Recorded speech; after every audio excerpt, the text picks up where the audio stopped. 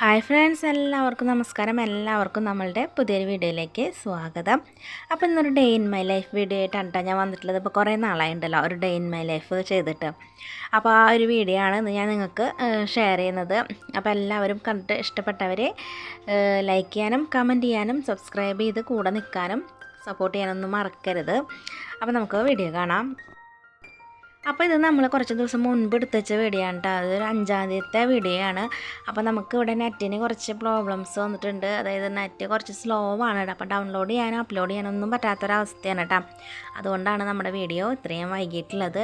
അപ്പോൾ ഇത് ഞാൻ ഇന്നൊരു day in my life video എടുക്കുന്നത് തീരെ പ്ലാൻ ചെയ്യാത്തൊരു കാര്യമായിരുന്നു.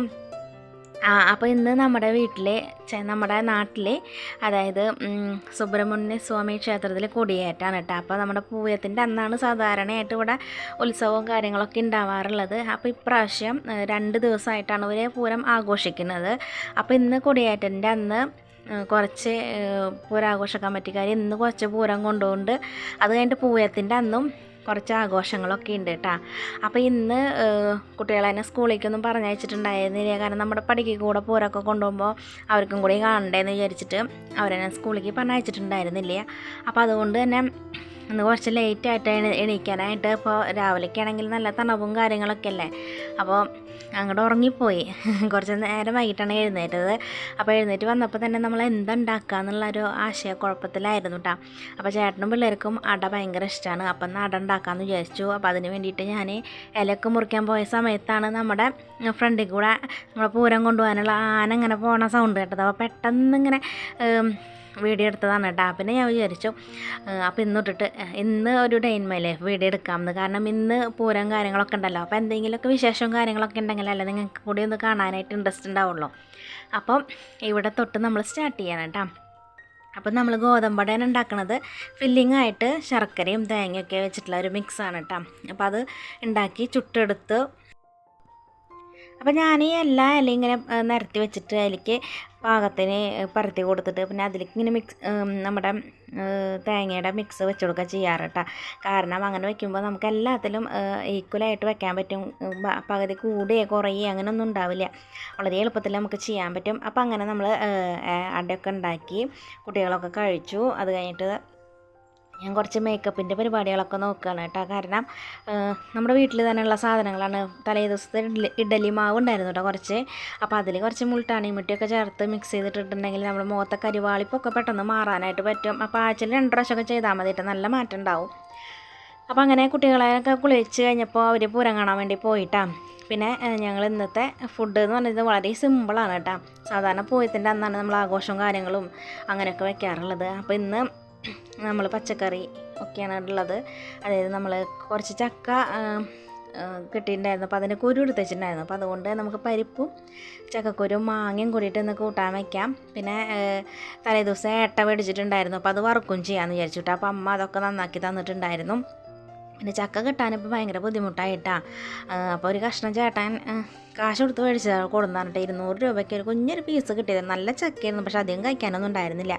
അപ്പോൾ അതിൻ്റെ കുരുവൊക്കെ എടുത്ത് വെച്ചിട്ടുണ്ടായിരുന്നു. നല്ല കുരുവാണ് കേട്ടോ. അപ്പോൾ അതിൽ നിന്ന് കുറച്ചെടുത്തിട്ട് നമ്മൾ കറി വെക്കാനെടുത്തു. പിന്നെ നമ്മളൊരു മാങ്ങ മേടിച്ചു കൊടുത്തിട്ടുണ്ടായിരുന്നു.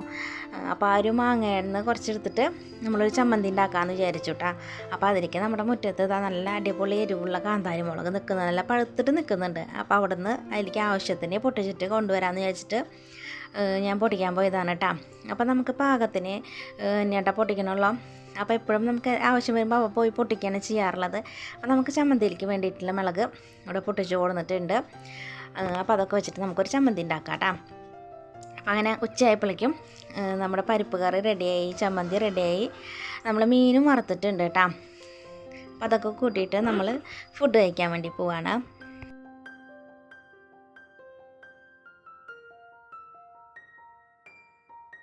കുളിയൊക്കെ കഴിഞ്ഞ് വന്നു. അപ്പോൾ ഞങ്ങളിതാ ഇക്കൊല്ലത്തെ ആദ്യത്തെ ആത്തച്ചക്ക ഞങ്ങളിതാ കുളിക്കുവാൻ വേണ്ടി പോവുകയാണ്. ഇക്കൊല്ലത്തെ ആദ്യത്തെ ആത്തച്ചക്ക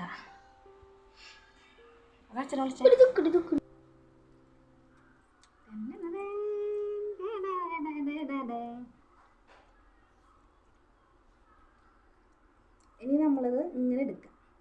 ഇതാണ് ഇതിൻ്റെ സംഭവം.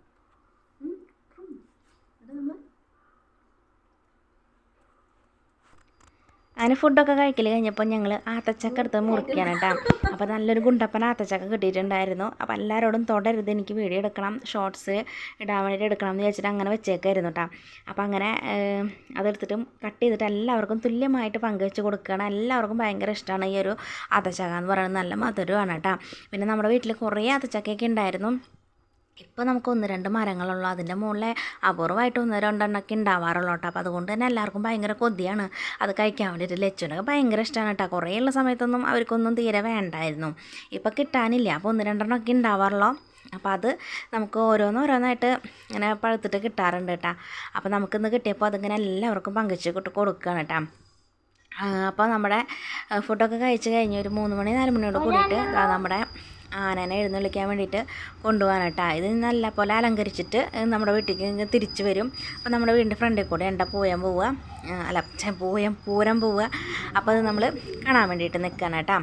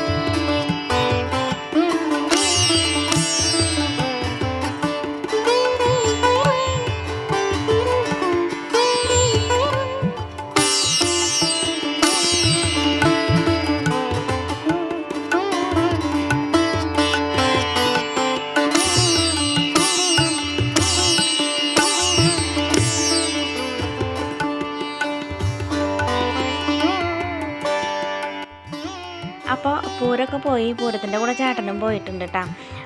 അപ്പോൾ ചേട്ടൻ ഒരു 6 മണിയൊക്കെ ആകുമ്പോൾ തിരിച്ച് വരാം, അപ്പോഴേക്ക് റെഡിയായി നിന്നോ, അപ്പോഴാണ് എല്ലാ പൂരങ്ങളും അമ്പല പരിസരത്ത് എത്തുള്ളൂ, അപ്പോൾ അത് കാണാൻ പോകാമെന്നൊക്കെ പറഞ്ഞിട്ടുണ്ടായിരുന്നു. അപ്പോഴേക്കും നമ്മൾ വീട്ടിൽ ബാക്കിയുള്ള പണികളൊക്കെ ചെയ്തു, വേഗം തന്നെ വിളക്കൊക്കെ കൊളുത്തി നമ്മൾ പോകാൻ വേണ്ടിയിട്ട് റെഡിയാവാണ് കേട്ടോ.